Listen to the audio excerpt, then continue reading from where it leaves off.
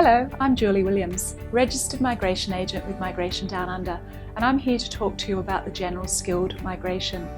There's three pathways. There's the independent skilled migration, the 189.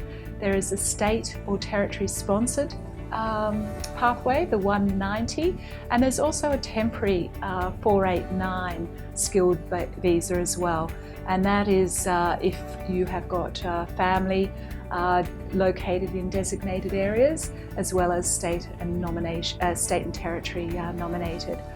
Now, with general skilled, it's quite involved, and the most important part is having your skills assessed. Your occupation, if you're applying under the 189 independent, must be on the medium long-term list. If you're on the 190 or the 489, you've got a little bit more flexibility depending on which state or territory is sponsoring you as to what occupations they have on their list. Now, to have your skills assessed, you have to, generally speaking, there's a broad range of occupations, so there's a broad range of assessing authorities. But generally speaking, they want to see your qualifications, your academic transcripts. They want to see, in some instances, work experience, and in certain professions, such as perhaps teaching and engineering, they also and also accounting, they require a minimum English level as well. The skills assessment is the most important part of the process. If you don't pass the skills assessment for your qualifications, then you can't apply for any of the general skilled migration. That is the most imperative part of the application. And so therefore, that's what we usually start with. If we feel that you have got a good chance of success in getting an invitation to apply for skilled migration, we look at doing the skills assessment first. The skills assessment is valid for 3 years, and the skills assessment process is quite in-depth and does take a lot of work and a lot of research. And it's really important to get it correct the first time. You can apply a second time if you don't make it, but be aware there'll be additional fees to have to pay. So because we're doing it all the time, we know the pitfalls, and we're able to assist you with this skills assessment. The second thing is making certain that you have got a good English language level. You do need that. Otherwise, you won't get through the application process.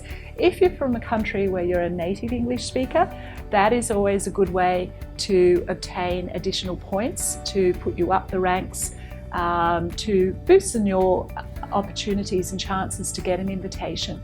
Because the higher the points, then the higher the chance is that you're going to get an invitation.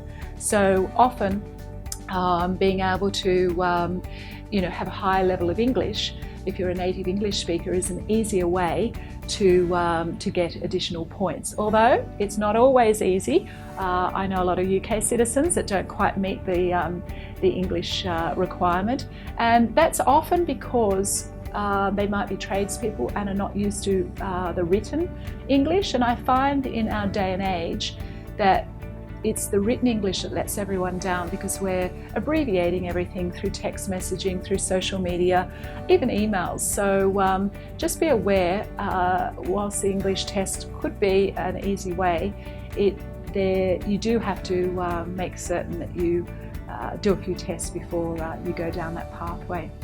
Now, the skills assessment, English language, the other big important factor these days is work experience. So just because you've got the qualification or you're a new graduate, it's not going to guarantee the pathway into skilled migration. It may be an opportunity of the temporary visa to then gain the experience, but we're finding those that have the work experience will catapult into the next criteria in being able to differentiate themselves to other candidates that are vying for the same spaces and might have the same points. If you've got the work experience, you're much more attractive to an employer than if you don't have the work experience. So that is really important consideration when you're looking at applying. So This is why people that may have the 65 points, whilst the pass mark is 60 currently, and they may have a 65, 70, if it's all gained just through age and English language and qualification and study in Australia, it may not necessarily get you the invitation if you haven't got the experience. That's just a trend we seem to be noticing of late in regards to the skilled migration. As we know, there's a couple of steps. Once you do have your skills assessed, you put an expression of interest in, and that can stay in the pool for 2 years. And if you're lucky enough to get an invitation within those 2 years, hopefully a lot sooner, but we're finding that it is taking several months for some people just due to the sheer volume of applicants, the quality of applicants, and the number of invitations that are being sent out. So the process in regards to getting an invitation has slowed down quite considerably. So the more work experience you have, the better it is. And if you're between that 25, 32-year-old stage in your life, that's where you're getting the most points for your age, but it's also where you're starting to gain the work experience. And that's sort of the prime candidate that the Australian government tend to be looking at as well, because of your longevity as well in the workforce.